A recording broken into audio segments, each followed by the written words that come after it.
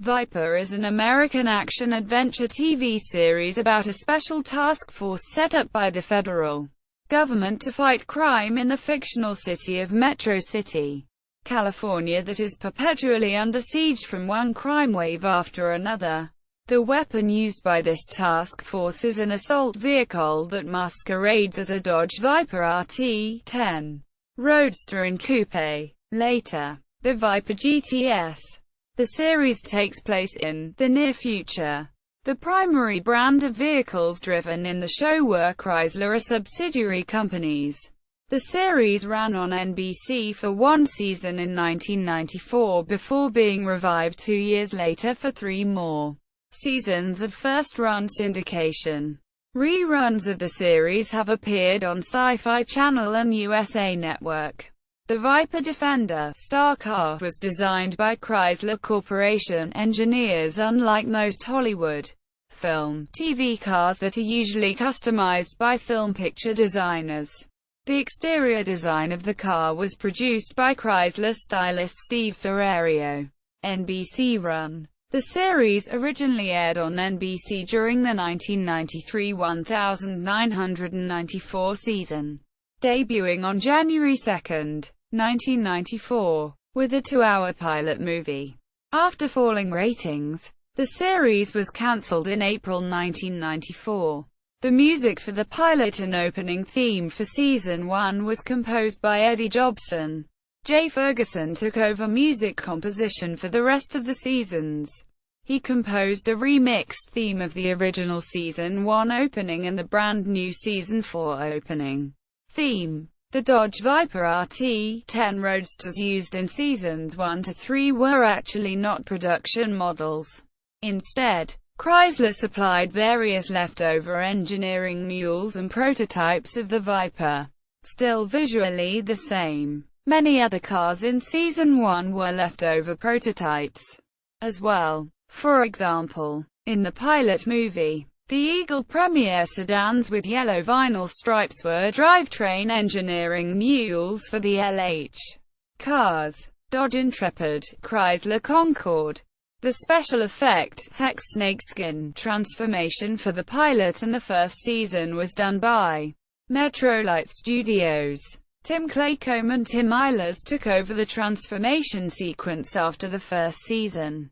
Sources indicate that it cost $50,000 for each transformation scene in the NBC season first-run syndication version. After NBC cancelled the series, production company Paramount Television decided to rework the series for first-run syndication, with the company's syndication unit as distributor. Viper began airing on weekends in September 1996. The only actor to return for Season 2 was Joe Nipiter in his role as Frankie X Waters, and he would remain until the end of the series. James McCaffrey, who played Joe Astor, the Viper's driver in Season 1, returned in Season 4. Heather Medway, who played Det. Cameron Westlake, was the only new cast member from the show's revival to stay on the entire 3 syndicated seasons, from 1996 to 1999. Season 2 was filmed predominantly in Calgary, Alberta. The series was then moved for filming in Vancouver, British Columbia, during Seasons 3 and 4. The cobalt blue metallic color on the Viper GTS in Season 4 was not an optional color for the production Viper GTS. It was specifically for the show only. Viper came to an end in May 1999. Overview. Season 1. 1994. Metro City was under siege from the crime wave that was begun by The Outfit, a crime group led in the pilot by a man known only as Mr. Townsend, played by William Russ, and later led by Lane Cassidy, played by Richard Burgi. The Metro City Police Department, or Metropol, was unable to get a handle on the situation. This led to the creation of the Viper Project, a special top-secret task force created by the federal government to fight the wave of violence sweeping Metro City. This task force used a modified 1994 flame red Dodge Viper RT-10 roadster sports car that could, at the flip of a secret switch, transform from a muscle car into an armored machine known as Defender. The Defender was an invention of technological specialist Julian Wilkes, played by Dorian Harewood, who was paralyzed during a shootout between police and criminals. The project was delayed by numerous setbacks, mainly because regular drivers were unable to handle this deadly machine. A precision driver was needed for this car. Michael Payton, played by James McCaffrey, a top driver for the outfit, was leading his team from the latest heist when he got caught in an accident and was injured. Captured, Payton's memory was erased and he was reborn as Joe Astor, an officer for Metropol. Astor proves to be the only one capable of handling the Defender. Since the Viper project successfully made a dent in the profits made by the outfit, they kidnap Astor and demand that he steal the Defender. He agrees to do so, but changes his mind. In retaliation, the outfit murders his girlfriend, Elizabeth Houston. As for the Viper project itself, the outfit bribes Councilman Strand, played by John Polichew, the man who approved the Viper project and orchestrated the erasure of Payton's memory, to help them discredit the project, leading to its cancellation. However, Astor and Wilkes, with the help of mechanic Franklin Waters, played by Joe Nipota, steal the Viper and gain access to Payton's bank account, using both in a private war against crime. Astor runs the operation for several months before he is sent to Europe to handle deep cover operations for the U.S. government, leading to the end of the Viper team's war on crime. Season 2, 1996, 1997. Shortly after Astor's departure, Metro City was hit by a second crime wave, this time in the form of a team of renegade ex-commandos led by Cole Hanson Decker, played by Tim Thomason, a former U.S.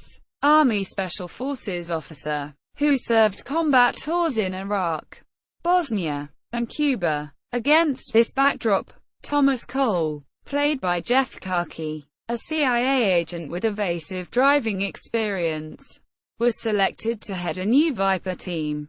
He was delivering the new Viper to Metro City when he was pulled over for speeding by two Metropol officers. Cameron Westlake, played by Heather Medway, and her partner, an officer named Carpenter, played by Roger R. Cross. During this traffic stop, Decker and his commandos hit the Metro City Bank. Upon hearing of the bank heist on the radio, Carpenter and Westlake left Cole behind to join their fellow officers at the bank to confront Decker and his commandos. Officer Carpenter saved Westlake's life by knocking her to the ground when the International Transtar 4300 tractor Decker was driving smashed through the Metropol roadblock, only to die when he was shot by Decker's second-in-command, Lee Cyrus, played by Dean Ray. Because of the bank heist, the Viper project was reborn, with a Metropol liaison to ride shotgun. For this assignment, Westlake's superior, Captain Harold Benning, played by Mike Genovese, promoted her to detective and sent her to the meeting place, where she found herself meeting Thomas Cole, the very man Carpenter and she pulled over for speeding. She also met Waters, the original mechanic from the first Viper project, and Ali Farrow, played by Dawn Stern, Viper's systems specialist. Despite her systems glitch in the kidnapping of Waters by Decker and his men, the Viper team defeated them and rescued Waters. Decker was killed when his Transtar 4300 was blown up by the team to keep it from crashing into Metro Hospital. After this victory, the Viper team carried on its crusade against evil, overcoming such obstacles as interference by Special Agent Sherman Catlett, played by Jay Downing, a by-the-book bureaucrat from the FBI. to the team being discredited again, this time by Lee Cyrus, the man who murdered Westlake's partner, Officer Carpenter. Cyrus's scheme to discredit the team involved a replica of the Viper in the Defender configuration, which his men and he used to commit vicious crimes, including a murder. This led Cole's superior, the administrator, played by Bruce A. Young, to shut down the team, in defiance of orders to stand down. The team cleared their name and Westlake avenged Carpenter's death. Season 3. 1997 1998. After serving as the team's systems specialist for several months, Ali Farrow was reassigned to another post, which left Waters to take care of the Defender's systems and mechanical needs by himself. During this period, the team had to contend with new enemies, including Lena Weisinger, played by Stephanie Nisnuk, a former Stasi agent turned freelance mercenary, who had a personal vendetta against Westlake for killing her lover, Emil Roerich, played by Mike Dopud, during a shootout. However, after years of successful operation, the team suffered a tragic loss, not of one of their people, but the car. A notorious criminal named Giles Seaton, played by Peter Wingfield, concocted a plot to steal the Defender by using a criminal named Terry Hawks, Jeff Karki in a dual role, who was turned into a Thomas Cole look-alike with plastic surgery. As Cole, Hawks successfully penetrated the team's headquarters, and despite being exposed by the real Cole, made off with the Viper. To prevent Hawks from escaping, the team blew up the Viper, keeping its secrets from falling into enemy hands. Season 4, 1998 1999.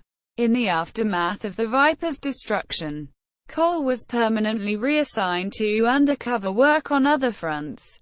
With the team gone, Metro City was again gripped by an enormous crime wave, forcing the feds to restart the Viper team a third time.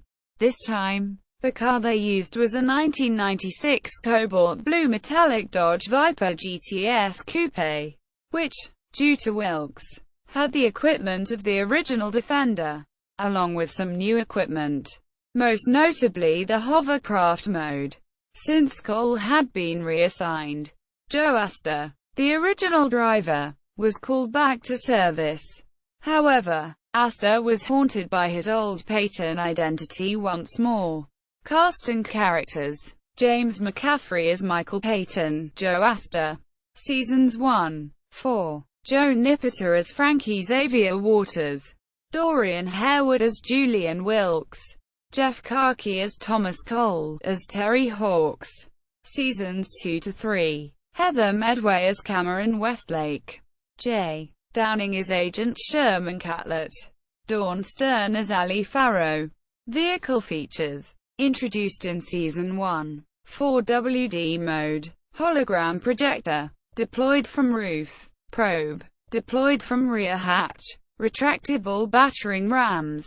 Retractable twin weapons pods. Deployed from just below each car door, each with a static pulse EMP emitter. Missiles, rockets, and a harpoon, tow cable, grapple hook launcher, armor plating, steering wheel controls, rear grapple hook launcher, introduced in Season 2, turbine booster, voice amplifier, rear-mounted, 50 caliber machine gun, replaces rear grapple hook from Season 1, added to the weapons pods, twin 7.62mm machine guns, twin Stinger missile launches, twin high-powered lasers, probe upgrade, infrared LEN, introduced in Season 3, Bolo net launcher, flamethrower, introduced in Season 4, hovercraft mode, torpedo launches, deployed from front fenders in hovercraft mode only,